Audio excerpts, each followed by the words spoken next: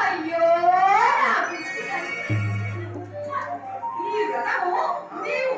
ముందు నుండి ఆచరించుచున్నారా?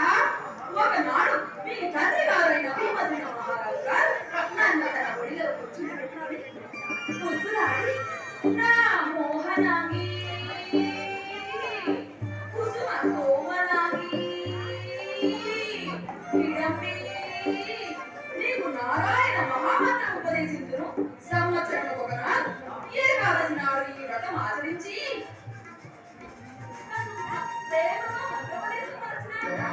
నేను మహా పతివ్రతలు కనుక భర్తాన్ని శిరసాగించి ఈ వ్రతము ఆచరించుచున్నాను.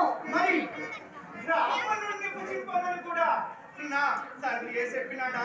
మడిరా మడి మానవులు ఉపవాసం ఉన్న కూరగాయలు రాక్షసులమైన మన ఉపవాసం ఉన్న ఒక సద్బ్రాహ్మణుడిని పూజించవలెనురా. సద్బ్రాహ్మణుడిని బ్రాహ్మణుడు ఎక్కడ చిక్కతున్నమ్మా? ముక్కు మూసుకొని ఏ పూజా మందిరాల్లోనో ఏ పూజల్లోనో బ్రాహ్మణులు చిక్కకుండా క్షత్రియులను కొలిదేమో. మరి వారు చిక్కకుండా అధమము వైశ్యుడు వీధిలో ఎవరైనా సరే అబ్బా ఆకలిరా